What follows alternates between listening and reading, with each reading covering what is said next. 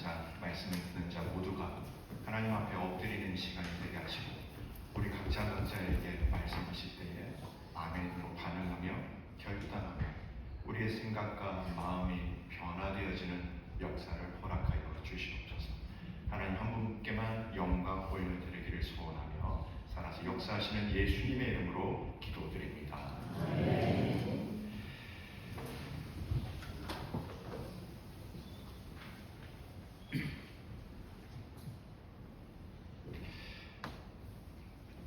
한국의 TV를 가끔씩 볼 때가 있습니다. 그러면 연말에 연기 대상, 예능 대상, 코미디 대상, 가요 대상, 연말에 그런 행사들이 많더라고요. 근데 그때 상을 받는 사람들 중에 크리스찬이 수상하면서 이 모든 영광을 하나님께 돌려드립니다 라고 얘기하는 것을 가끔씩 볼 때가 있습니다. 참 은혜스럽지요. 올림픽이나 경기 가운데 금메달을 따거나 좋은 성적을 거둔 사람들이 TV에서 인터뷰를 할 때도 가끔씩 그런 얘기를 하더라고요. 하나님께 영광을 올려드립니다. 우리의 마음이 참 흐뭇해지고 또 저 사람 참 신앙이 아름답다라고 우리는 그렇게 평가하기도 합니다. 근데 여러분, 우리가 하나님께 영광을 올려드린다는 이 표현이, 예를 들었던 이 표현이 틀린 표현은 아니지만 이렇게만 저희들이 생각하고 있다면 성경이 전체 성경이 우리에게 얘기하고 있는 하나님께 영광을 돌린다는 그 의미에 굉장히 많은 부족함이 있다는 것을 저희들은 알아야 합니다. 하나님께 영광을 돌립니다라는 표현이요, 어떻게 보면 굉장히 인간적인 기준, 나의 기준, 우리의 기준, 사람의 기준이 될 수 있기 때문이에요. 여러분, 제가 여러분께 좀 질문을 한번 해봅니다. 마음속으로 한번 답을 해보시기 바랍니다. 우리가 잘 되어야만 하나님께 영광을 돌릴 수 있는 겁니까? 대체로 우리는 성공하고 합격하고 내가 원했던 기도의 제목을 듣는 순간 하나님께 영광을 올려드립니다 라고 그렇게 고백합니다. 여러분, 저도 그래요. 근데 이 말은요, 내가 1등을 못하면, 내가 상을 못 받으면 우리는 하나님께 영광을 돌려드릴 수 없다는 겁니까? 만약 우리가 잘 될 때만 하나님께 영광을 올려드린다면 이건 어떤 결론을 내리느냐? 사람의 영광이 있어야 하나님께 영광을 드릴 수 있다는, 하나님께 영광을 드린다는 이 자체가 굉장히 제한적이 되어버린다는 겁니다. 이사야 6장 3절의 말씀에 보면 이런 말씀이 있습니다. 같이 혹시 읽을 수 있습니까? 같이 한번 읽겠습니다. 서로 시작. 서로 불러이르되 거룩하다 만민의 여호와여 그의 영광이 온 땅에 충만하도다. 제가 가만히 있을게요. 찬양대 식구들은 보이십니까? 제가 어떻게 해야 될지 몰라서. 하나님의 영광이 온 땅에 충만하도다라고 성경은 그렇게 얘기하고 있습니다. 하나님의 영광은 이 땅 그 자체로 충만하게 있다는 겁니다. 우리가 하나님께 영광 올려드리는 것도 필요하지만 굳이 우리가 하나님께 영광 올려드리지 않아도 하나님의 영광은 이 땅 가운데 충만하다라고 성경은 얘기하고 있다는 것입니다. 왜냐하면 하나님은 그 자체가 영광이시기 때문입니다. 저는 오늘 저와 여러분이 이 말씀 앞에 한번 우리의 삶을 돌아보았으면 좋겠습니다. 우리가 하나님께 영광 올려드린다는 이 의미가 나의 영광에만 국한시켜드리는 그런 영광이 아니라 성경이 얘기하고 있는 근본적인 성도로서의 삶에 하나님께 영광을 올려드린다는 그 의미를 다시 한번 재발견하면서 참으로 신실하게 바르게 하나님께 영광을 올려드릴 수 있는 저와 이 자리에 함께 모든 성도들이 될 수 있기를 주님의 이름으로 축복합니다. 이 하나님께 영광을 올려드린다는 이 부분들을 좀 알기 위해서 기독교 역사를 조금 살펴보겠습니다. 두 가지 사건인데요. 첫 번째가 뭐냐면 이 영국 17세기에 있었던 영국의 혼란스러운 사건이 있었습니다. 때가 있었습니다. 그 혼란스러운 사건을 통해서 만들어진 것이 대요리문답, 소요리문답입니다. 17세기에 영국에 굉장히 큰 분쟁이 있었습니다. 왕과 의회의 충돌이 있었지요. 왕은 찰세, 일세, 그리고 의회는 청교도 중심의 어떤 개혁주의적인 어떤 신앙의 모습들이었습니다. 왕은 절대 권력을 주장하고 의회는 왕의 권력을 제한하려고 했다는 겁니다. 결국 내전이 발생했지요. 그 과정 속에 영국 안에서는 크게 교회가 세 부류로 나누어집니다. 국교회, 우리가 얘기하는 앵글리칸, 성교의 성공회적, 왕 중심으로 형식적이고 권위적인 예배를 중요하게 여기는 예배. 개혁을 원하는 그룹들이 이 청교도적인 어떤 교회, 성경 중심, 더 순수한 교회를 원한다. 여러분, 제가 틀리다 맞다는 것을 말씀드린 게 아니에요. 세 번째는 여전히 있었던 가톨릭 교회의 역량. 이 영국 시대 안에서 이 17세기 안에는 이 세 교회가 막 왔다 갔다 하면서 싸움을 하다 보니 많은 사람들이 무엇이 믿음인가, 무엇이 신앙인가, 사람마다 알고 있는 내용이 다 달랐다라는 것입니다.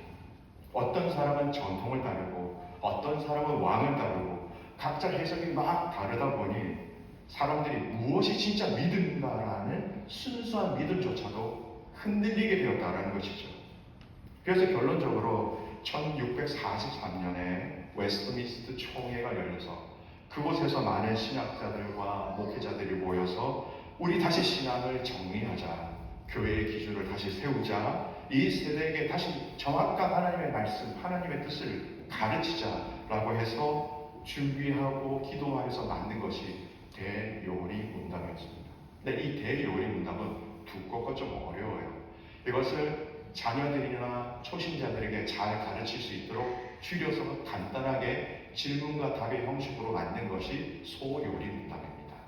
근데 소요리 문답을 여러분 좀 보셨는지 모르겠지만 그 소요리 문답의 첫 번째 질문과 첫 번째 답이 오늘 이 주제와 관계가 있습니다. 제가 질문을 하면 여러분 답을 한번 해주셨으면 좋겠습니다. 제가 질문을 합니다. 제1문, 사람의 제일 되는 목적은 무엇인가? 제1답은 시작. 사람이 제일 되는 목적은 하나님을 영화롭게 하고 영원토록 그를 즐거워하는 것이다. 여러분, 처음 그들이 혼란스러운 이 영국 시대와 상황과 환경 속에서 처음 제일 중심으로 붙잡고 있는 것이 뭐냐? 하나님께 영광이라. 하나님께 하나님을 영화롭게 한다는 겁니다. 우리는 왜 사는가라는 이 질문에 하나님을 영화롭게 한다, 하나님께 영광을 올려드린다는 것으로 기준점을 잡았다는 것입니다. 또 한 사건이 있죠. 여러분, 종교개혁 시대입니다. 종교개혁 시대 여러분 말씀 안 드려도 이미 잘 아실 거예요. 구원을 돈으로 사고 파는 면제부가 있었고 인간 공로를 강조하는 신앙이 강조되었고 권위, 교회의 권위가 성경의 권위보다 더 많이 앞서 있었던 시대입니다. 하나님보다 인간이 드러나고 그로 말미암아 마땅히 드러내야 할 하나님의 영광이 가려졌죠. 그래서 많은 종교개혁자들이 이렇게 가면 안 된다, 다시 하나님 앞으로 신앙으로 본질로 돌아가자라고 그들이 힘을 써서 개신교라는 프로테스탄티즘이라는 이 교회가 세워지게 된 것입니다. 근데 후대에 처음부터 여러분 뭐 7가지 원리, 이런 오늘 주보에 보니까 솔라 피데부터 시작해서 7가지 원리가 있더라고요. 지금 보실 건데 처음부터 그들이 그것을 걸고 시작한 건 아니지만 주장의 후대의 사람들이, 종교개혁자들이 주장했던 것들을 모아보니 이렇게 7가지로 축약되어졌습니다. 한번 볼까요? 자, 첫 번째, 여러분 한국말로만 읽겠습니다. 솔라 뭐죠? 오직 성령이라는 단어예요. 두 번째 솔라 피데, 오직 믿음. 세 번째 오직 은혜. 네 번째 오직 그리스도. 그 다음에 또 뭐가 있습니까? 오직 하나님께 영광. 앞에 있었던 여러분 이 4가지는요 마지막 하나로 귀결되어집니다. 바로 오직 하나님께 영광이라는 거예요. 은혜와 말씀과 구원, 모든 것이 하나님께부터 우리에게 주신 선물이기 때문에, 우리가 주신 분이 그분이기 때문에 그분께만 우리는 영광을 올려드려야 됩니다. 이 두 사건을 통해서 공통적인 내용이 있습니다. 하나님께 영광이라는 핵심 단어입니다. 혼란스럽고 무질서해진 그 시대에 바른 것을 찾기 위해서 그들이 제일 먼저 붙잡았던 것은 하나님께 영광이라는, 우리가 너무나 쉽게 일상생활 속에서 표현하고 있는 이 표현을 다시 한 번 더 기준점으로 삼아서 달려가기 시작했다는 겁니다. 저는 이 호주뿐만 아니라 이 시대를 보면서, 한국을 보면서 또 미국을 보면서 어떻게 보면 지금 이 시대가 우리가 다시 한 번 더 하나님께 영광을 돌려드린다는 이 주제를 가지고 우리의 신앙의 첫 출발점을 점검해야 할 때라고 저는 확신이 들어요. 얼마나 많은 혼란이 있습니까? 많은 분들을 살펴보면 교회가 무엇인지, 구원이 무엇인지, 거룩이 무엇인지, 신앙생활이 무엇인지, 예배가 무엇인지, 부부생활이 무엇인지, 가정생활이 무엇인지 그 기준을 몰라서 신앙생활을 내가 생각한 대로, 내가 생각한 것이 옳다라는 그 방법대로 크리스찬인데도 불구하고 그런 삶을 살아가는 모습들을 많이 보게 됩니다. 어떻게 신앙생활 하는 것이 맞는 것인지,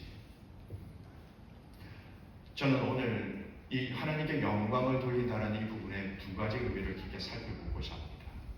여러분, 오늘 이 말씀을 통해서 여러분의 지금까지의 신앙생활을 한 번 더 점검하시는 것뿐만 아니라 하나님께 영광을 돌린다는 이 의미의 넓이와 깊이가 여러분 마음에 새겨질 수 있기를 축복합니다.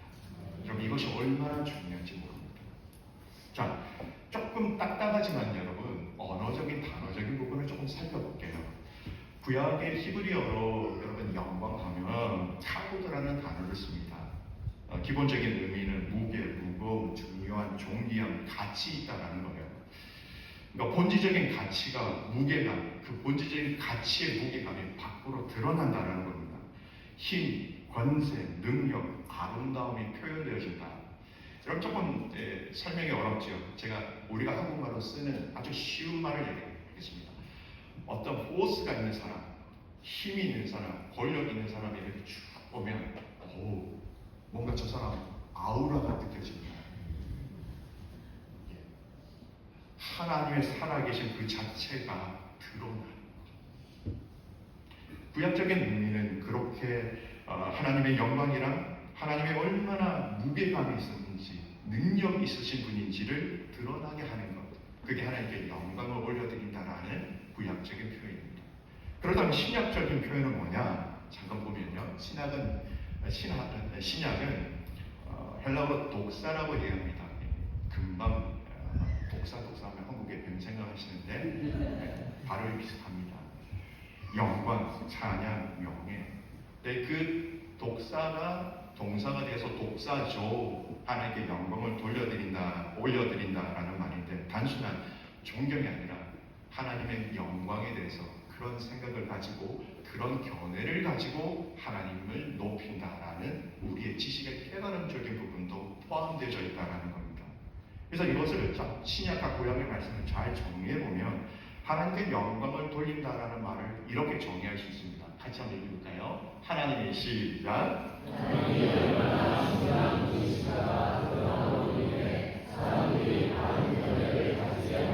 사람들이 바른 견해인데 어떤 견해냐? 하나님에 대한 바른 견해를 가지게 하는 그것이 바로 하나님께 영광을 올려드린다라는 거예요. 그러니까 우리가 그렇죠. 살아계신 하나님, 하나님은 살아계십니다. 하나님은 살아계신 그 견해를 우리 입술로 표현하니 그 하나님께 영광이 되는 표현이 되는 겁니다. 인내하신 하나님, 구원을 주시는 하나님, 우리의 인생 가운데 우리의 모든 것을 알고 계시는 하나님, 끝까지 우리를 사랑하시는 하나님, 그 하나님 대해서 우리가 깨달음으로 바른 견해를 가지게 하는 것, 또 그것을 표현하는 것, 그게 바로 하나님께 영광을 돌린다라는 의미입니다.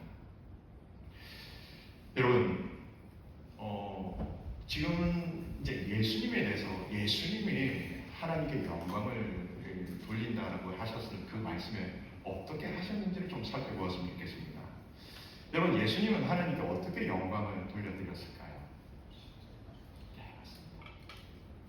그러나 그 전에 십자가는 너무 완벽한 대답입니다. 더 이상 뭐라고 표현할 수 없는 대답이죠. 그 전에 마태복음 15장에 보면 사람들이 하나님께 영광을 돌리기 시작했습니다. 제가 읽어드릴게요. 여기는 없습니다. 말 못하는 사람이 말하고 장애인이 온전하게 되고 다리 저는 사람이 걸으며 맹인이 보는 것을 무리가 보고 놀랍게 여겨 이스라엘 하나님께 영광을 돌리니라. 마태복음 15장 31절 말씀. 예수 그리스도가 하나님의 그 능력을 통하여서 성부 하나님께서 허락하시고 약속하신 그 능력을 통하여서 살리고 기적을 행하심으로 말미암아 많은 사람들이 하나님은 이렇게 죽은 자를 살리시고 병든 자도 고치시는 정말 살아계신 하나님이구나라는 것을 깨닫게 하심으로 말미암아 하나님께 영광을 돌려드렸다라는 겁니다.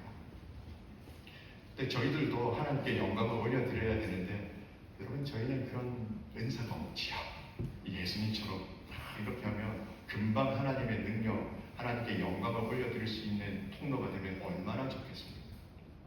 그러나 예수님은 이것으로만 아버지께 영광을 올려드린 것뿐만 아니라 조금 전에 말씀하셨던 십자가의 사건을 통하여 하나님은 아버지께 영광을 돌려드렸습니다. 예수님이 십자가 지시기 전날 새벽에 만찬을 하실지요. 그 만찬 때 요한복음 17장에 보면 이제 겟세마네 동산에 가셔서 기도하시기 전에, 무리에게 잡히시기 전에 최후의 만찬을 하시는데 요한복음 17장에 그런 설교, 그런 기도를 하시죠. 요한복음 17장 말씀을 대제사장적 기도라고 합니다. 그 기도의 서문에 첫 스타트에 뭐라고 얘기하느냐? 요한복음 17장 1절 말씀 같이 한번 읽겠습니다. 시작. 예수께서 이 말씀하시고 눈을 들어 하늘을 걸어주시되 아버지여 내가 이르렀사오니 아들을 영화롭게 하사 아들로 아버지를 영화롭게 하게 하옵소서. 예, 또 17장 4절에 또 이렇게 얘기하죠. 아버지께 시작. 아버지께서 내게 하라고 주신 일을 내가 이루어 아버지를 이 세상에서 영화롭게 하였사오니. 여러분, 영화롭게 하사, 아들을 영화롭게 하사, 아들로 아버지를 영화롭게 하옵소서. 4절 말씀에 보면 아버지를 이 세상에서 영화롭게 하셨사. 여러분, 이 영화롭게 하다라는 이 추상적인 의미가 여러분 무슨 의미입니까? 아까 말씀하신 것처럼 십자가의 죽으심과 부활하심과 그 능력을 통하여서라는 겁니다. 여러분, 세상적으로 따지면 이 십자가는요, 영광스럽다라고 얘기할 수 없는 사건입니다. 여러분 너무나 잘 아시는 것처럼 그 당시 이 십자가는 수치스러운 사건입니다. 고통입니다. 슬픔입니다. 아픔입니다. 그러나 예수님은 이 십자가를 통하여서 나를 영화롭게 하사, 내가 당신의 아들로서 이 땅의 독생자로서 십자가를 통하여 하나님의 구원을 이루러 왔다라는 이 아들에 대해서 사람들에게 나타나게 하시는 방법이 뭐냐? 십자가를 사건입니다. 그러니 성자의 그리스도에 대해서 가장 잘 드러나는 그 핵심적인 사건이 바로 십자가이기 때문에 아들을 영화롭게 하사, 속된 말로 아들을 십자가에 내어주사, 그리고 그것을 통하여서 성부 하나님께 영광을 올려드린다라고 얘기합니다. 그 아들을 보낸 성부 하나님은 얼마나 우리를, 당신의 아들보다 우리를 얼마나 사랑하셨으면 이 아들을 십자가에 내어주셨을까? 성부 하나님에 대해서 우리가 깨닫게 되는 그 순간 성부 하나님께 영광을 올려드린다는 것입니다. 너무나 잘 아는 내용인데요, 저는 오늘 이 말씀 가운데 이때를 잠시 살펴보았으면 좋겠습니다.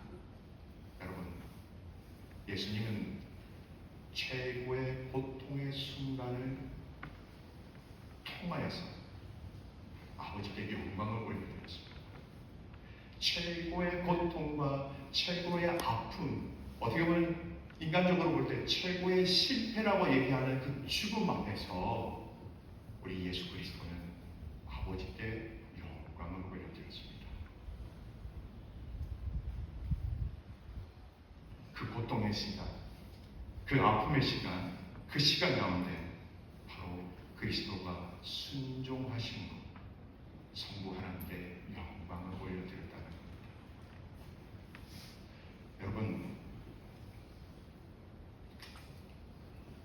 예수님이 그런 말씀을 하셨지요.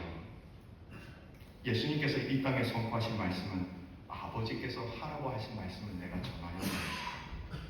아버지께서 치유하라고 하신 그 치유의 사역을 내가 순종함으로 감당하셨습니다. 이 세상에서 내가 한 모든 일들은 아버지께서 나를 보내시면서 내가 해야 할 일이기 때문에, 당신의 뜻이기 때문에, 당신의 명령이기 때문에 철저하게 순종하면 하나님께 영광을 올려드렸다는 겁니다. 근데 그 영광에 드리는 그 시점과 그 일과 사건이 너무 고통스럽고 너무 아프고 말할 수 없는 처절한, 정말 처참한 그 시간과 장소를 거치면서 그 일들을 감당해내셨다는 겁니다. 여러분, 바로 이 부분이 오늘 많은 이 시대를 살아가고 있는 믿음의 성도들이 놓치고 있는 하나님께 영광을 올려드려야 할 타임, 시간, 사건이라는 거예요. 왜 우리는 성공만 하면, 성공해야만 하나님께 영광을 올려드려야 한다라고 생각하고 있습니까? 우리 실패할 때도 있지 않습니까? 우리 좌절할 때도 있지 않습니까? 여러분 인생 가운데 너무나 힘들고 어렵고 슬픈, 정말 생각을 하기도 싫은 그 아픈 상처의 그 시간에 왜 우리는 그 시간을 통해서 하나님께 영광을 돌리지 못하고 있냐는 겁니다. 이 땅에 하나님의 영광이 충만하다고 말씀하셨는데, 그 충만한 그 은혜 가운데 우리가 잘 되고 안 되고를 떠나서 내 인생을 하나님께서 구원하셨고 하나님 장중에 붙잡고 계시다면, 여러분 우리는 이 땅의 삶을 나아가는 그날까지 우리의 상황과 환경이 좋든 싫든 원하는 일이 일어나지 않던 간에 하나님께 영광을 올려드리는 것이 마땅히 믿음의 성도들이 해야 할 부분이라는 거죠. 성도와 교회가 많이 변질되어져 있는 부분이 이거예요. 성공하면 하나님이 내게 복을 주셨습니다. 목회도 마찬가지입니다. 성도들이 막 늘어나고 부흥이 되면 하나님 내게 복을 주셨습니다. 틀린 얘기는 아닙니다. 그러나 5, 6명의 성도들을 놓고 평생 목회를 하신 그 목사님의 목회는 하나님이 기억 안 하시는 목회. 그들이 드린 하나님께 그 예배는 하나님께 영광을 드리지 못한 예배입니다.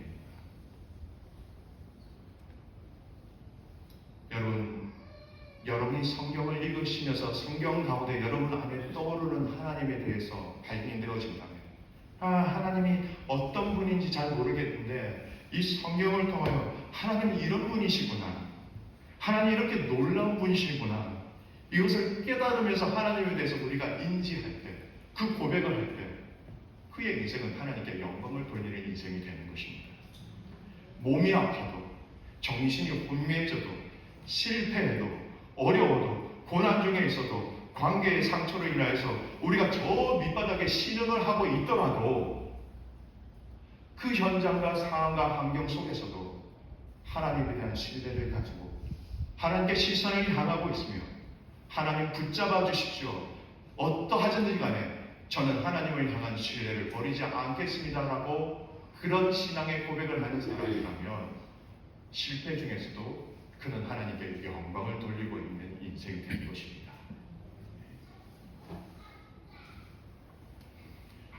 미국에서 제가 좀 사역을 한 기간이 있었습니다. 저는 뉴저지에 있었고 교회 한 성도가 뉴욕 맨하탄에서 이 모자 가게를 하고 있었어요. 2010년도 정도였으니까 여러분 2008년에 미국발 이 부동산 금융 사건 때문에 호주가 영향을 덜 받았지만 미국은 굉장히 힘들었습니다. 저한테 오셔서, 제가 부교육자로 있었을 때니까요, 저한테 오셔서 목사님 이런 예배를 드리고 싶은데요. 그래서 제가 무슨 예배입니까? 모자 가게를 한 10년 정도 하셨어요, 맨하탄에서. 근데 요즘 너무 힘듭니다.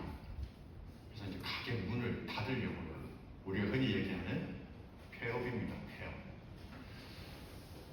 이렇게 문을 닫으려고 하는데 제가 담임 목사님께 가서 폐업 예배를 드려달라고 제가 말씀을 드리고 싶은데, 목사님 이렇게 말씀드려도 됩니까? 여러분 제가 뭐라고 합니까? Why not? 우리는 개업 예배하면 주고 광고는 하잖아요. 목사님들과 많은 리더십이 가서 축복해 주잖아요. 폐업 예배는 사람들 부끄럽다. 근데 그 폐업도 그래서 제가 그분에게 물었어요. 이런 마음을 가지게 된 이유가 뭡니까? 시작하게 하신 이도 하나님이시고 10년 동안 이 가게를 통하여서 우리 가정의 경제적인 부분들을 공급하신 것도 하나님, 닿게 하시는 것도 하나님이기 때문에 그냥 마지막으로 하나님께 예배드리고 싶습니다. 여러분 아시겠습니까? 우리의 인생은 폐업을 해도 실패해도 아파도 떨어져도 괴로워도 하나님께 영광 돌릴 수 있는 충분한 복을 받은 존재라는 사실을 기억하셨으면 좋겠습니다. 마태복음 5장 16절 말씀입니다. 같이 한번 읽어볼까요? 이같이 시작.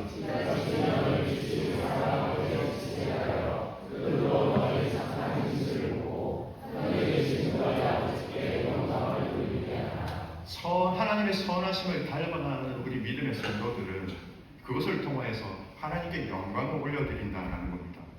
세상 사람들은 여러분 우리 하나님 아버지를 절대 볼 수 없습니다. 느낄 수 없습니다. 그러나 그들이 볼 수 있는 게 하나 있지요.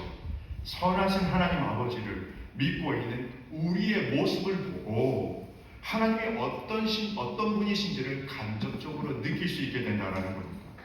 우리의 삶은 하나님 아버지가 어떤 분이신지 세상 사람들이 볼 수 있는 거울과 같다라는 거예요.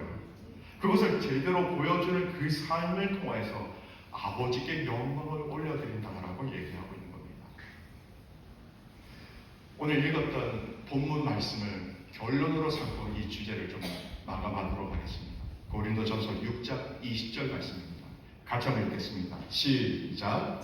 앞으로 산 것이 되었으니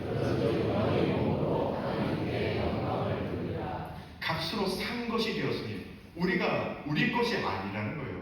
너 내 것이야. 오늘 이 20절 말씀 앞에 19절 말씀은 너희 몸이 성령이 너희 안에 거하시는 하나님의 성전이자 알지 못하느냐라고 얘기합니다. 값으로 사셨기 때문에 당신의 것이기 때문에 당신의 영이 우리 안에 오셔서 그분의 선하심을 따라 순종하는 우리의 몸. 여러분 몸이라는 단어는 보통 신약에서 보면 부정적인 게 나오죠. 근데 이 몸은 하나님의 사신 크리스찬, 하나님의 피값으로 구원하신 그리스도의 자녀들, 그리고 그 자녀들의 안에 계시는 그 성령님을 통하여 그렇게 선한 주님을 닮아가는 그 삶을 통하여 하나님께 영광을 돌리라라고 말하고 있는 겁니다. 조금 더 적용해 봅시다, 여러분. 꼭 1등 해야 하나님께 영광을 올려드립니까? 꼭 상을 받아야 영광을 올려드립니까?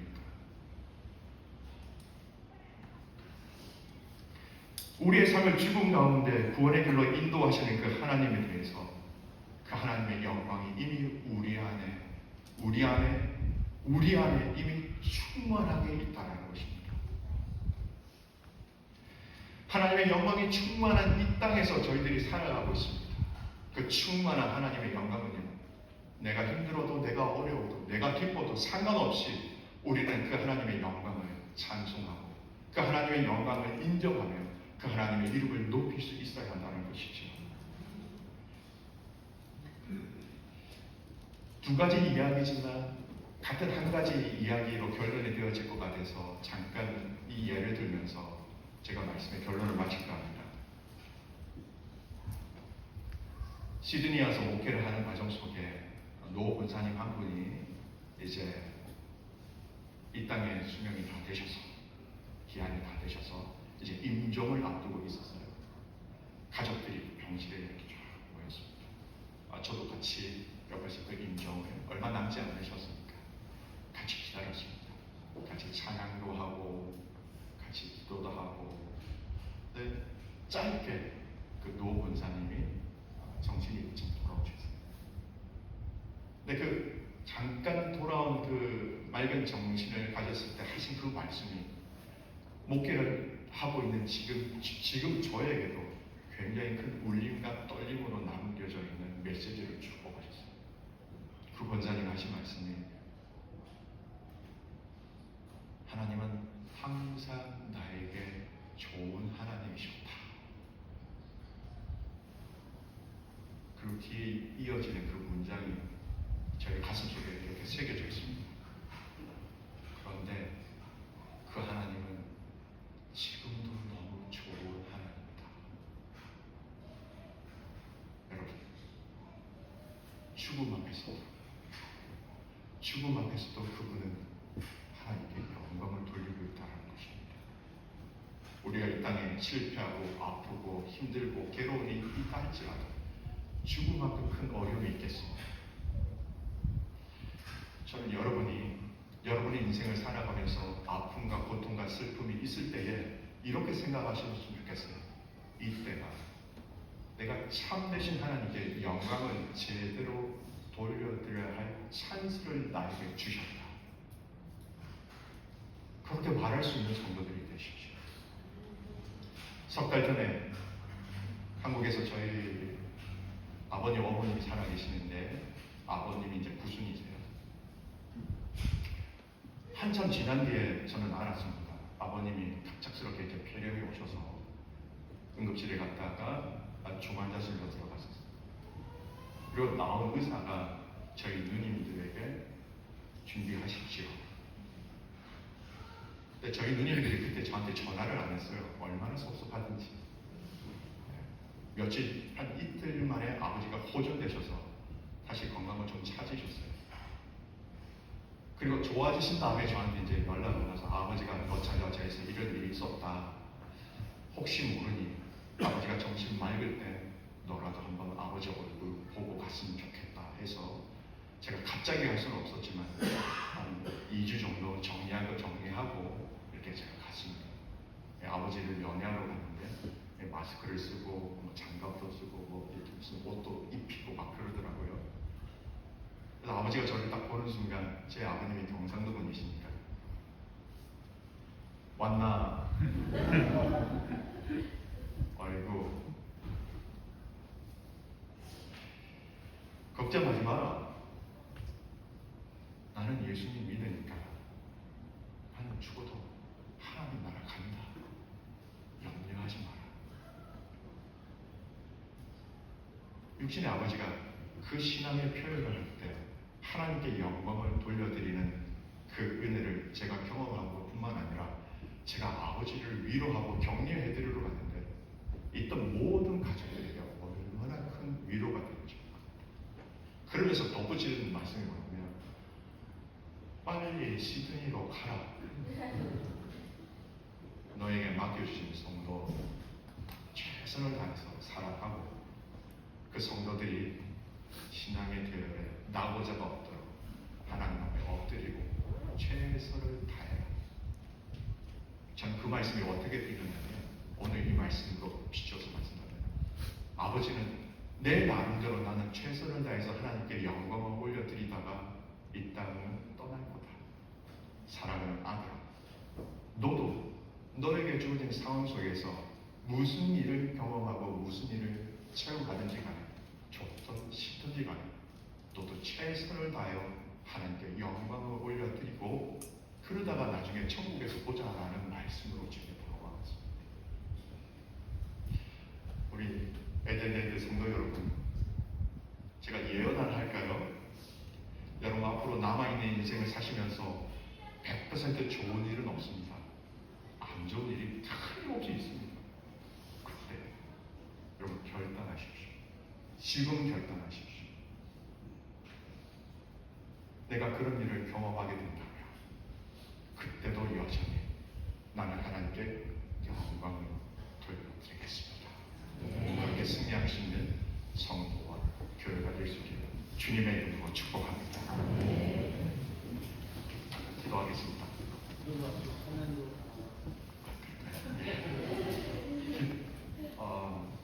우리 함께 찬양합시다. 예, 하나님의 영광에 대한 찬양입니다.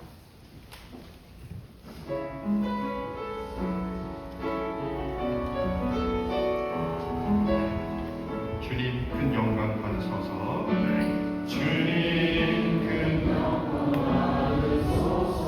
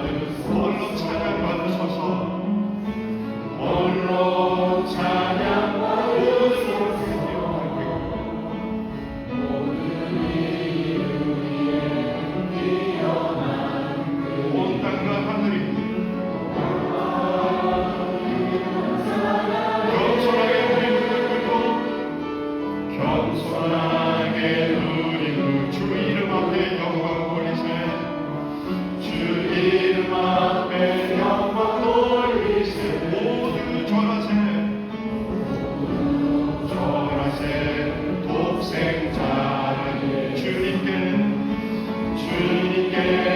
찬양 모든 영광과 존귀와 모든 영광과 존귀와 능력 받으소서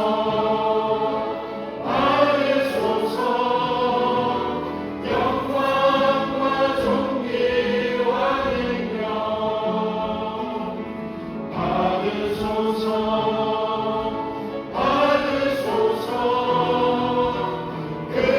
그리스도 살아계신 하나님.